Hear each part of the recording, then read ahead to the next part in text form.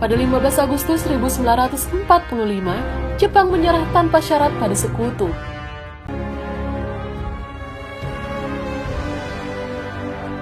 Berita kekalahan Jepang dari Sekutu tidak seketika tersiar ke berbagai negara.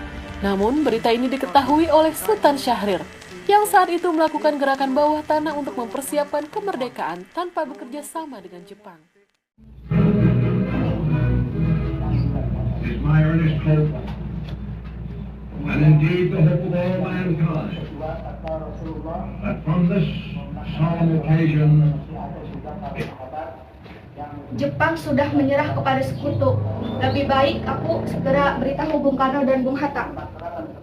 15 Agustus 1945, Sultan Syahrir bertemu dengan Soekarno dan Hatta. Ia membicarakan soal detik-detik kemerdekaan. Namun Soekarno dan Hatta masih satu suara bahwa ada prosedur untuk kemerdekaan. Assalamualaikum. Waalaikumsalam. Apakah Bung Karno ada di dalam? Saya ingin membicarakan sesuatu. Ya, beliau ada di dalam. Kalau begitu silakan masuk dulu. Apa Anda datang kemari?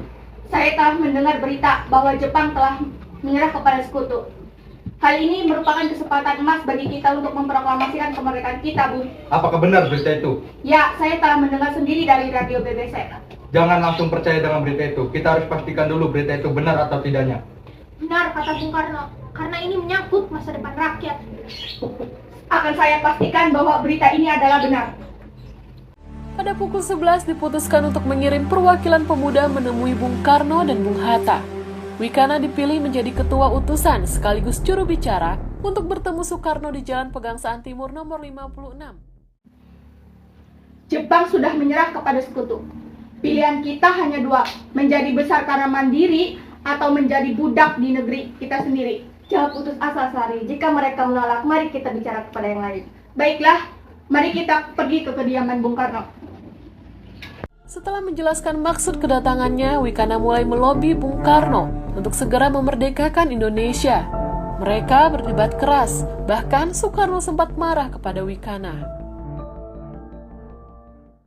Assalamualaikum. Waalaikumsalam. Kami ingin bertemu dengan Bung Karno. Oh ya, silakan masuk. Kami ingin bicarakan tentang keinginan kami bahwa segera secepatnya untuk memproklamasikan kemerdekaan Indonesia. Benar, Bung. Hal ini merupakan kesempatan emas bagi kita semua. Apa kalian tidak mengkhawatirkan bahaya apa saja yang kalian lakukan jika memproklamasikan kemerdekaan Indonesia? Apa kalian tidak tergesa-gesa, sedangkan Jepang menyerah kepada Sekutu masih diragukan? Jadi, Bung Karno belum menyetujui usulan kita. Tapi bisa dipastikan bahwa berita ini benar adanya, Bu. Gorok leher saya dan seret aku ke pojok itu. Kalian bisa bunuhku sekarang juga. Tenang, Bung, tenang. Dibicarakan dalam sidang PPKI, karena PPKI adalah persiapan kemerdekaan Indonesia. Ya, itu benar, Bung. Menjelang sahur pukul 1.30 dini hari, lobi Wikana pun gagal. Akhirnya para pemuda undur diri dan melanjutkan rapat ke asrama Baperpi di Jalan Cikini nomor 71.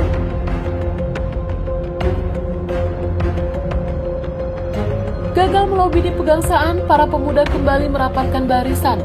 Mereka memutuskan kemerdekaan harus dinyatakan sendiri oleh rakyat. Jangan menunggu kemerdekaan dari Jepang. Para pemuda berencana untuk menjauhkan Soekarno-Hatta dari tangan Jepang dan membawanya keluar Jakarta. Apa yang harus kita lakukan? Bung Karno dan Bung Hatta tidak percaya dengan berita itu. Saya punya usulan. Bagaimana kalau kita pisahkan Bung Karno dan Bung Hatta agar tidak terpengaruh oleh tipu daya Jepang? Apakah kalian setuju? Tapi kemana kita akan membawanya pergi? Bagaimana dengan Rengas Dengklok? Di sana keamanannya terjaga. Saya setuju. Dan bagaimana kalau Singgih memimpin perencanaan laksana kita? Baiklah. 16 Agustus 1945, para pemuda pada dini hari meluncur dari Cikini Raya dengan membawa 2 mobil untuk membawa Soekarno dan Hatta ke Rengas Dengklok. Mereka menjemput Hatta terlebih dahulu, baru menuju ke rumah Soekarno di Pegangsaan Timur. Kenapa Soekarno tidak membuka pintunya juga? Dobrak saja. Kalian ini. Kami datang ke sini untuk meminta kesediaan Bung Karno untuk keluar kota dengan kami dan Bung Hatta sudah menyetujui untuk keluar kota dengan kami. Saya akan ikut jika Fatmawati, Guntur, dan Mohatta ikut keluar kota. Baiklah. Saat Soekarno dan Fatmawati yang menggendong Guntur keluar dari kediamannya, sedan plat hitam yang menunggu telah berisi Bung Hatta di jok belakang. Jalanan yang masih gelap gulita, rombongan itu menembus keluar Jakarta ke arah Karawang. Tiba-tiba dalam perjalanan mereka bertukar mobil, karena mobil yang disopiri Winoto harus kembali ke Pegangsaan mengambil susu Guntur yang tertinggal. Rombongan Soekarno-Hatta pun meneruskan ke Rengas Dengklok. 16 Agustus 1945, Soekarno-Hatta hilang, Jakarta panik. Di mana keberadaan Bung Karno dan Hatta? Maaf, saya tidak tahu. Jangan berbohong. Jika kau beritahu keberadaan Bung Karno dan Hatta, kita laksanakan proklamasi sekarang juga. Tetapi kembalikan dahulu Bung Karno dan Hatta ke Jakarta. Saya akan memberitahukanmu. Mereka berdua berada di Rengas Dengklok. Saya akan mengatakanmu. Ya.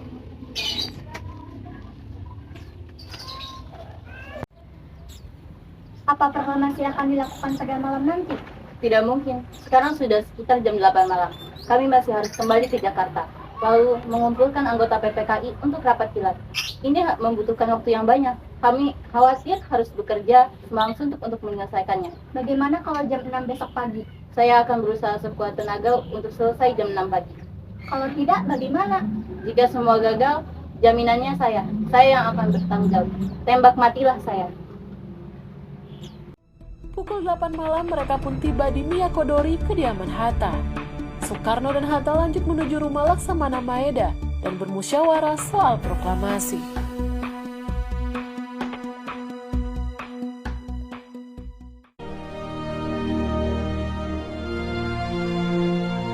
Proklamasi.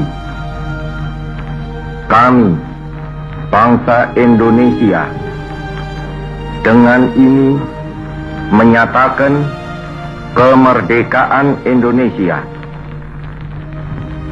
Hal-hal yang mengenai pemindahan kekuasaan dan lain-lain diselenggarakan dengan cara saksama dan dalam tempo yang sesingkat-singkatnya.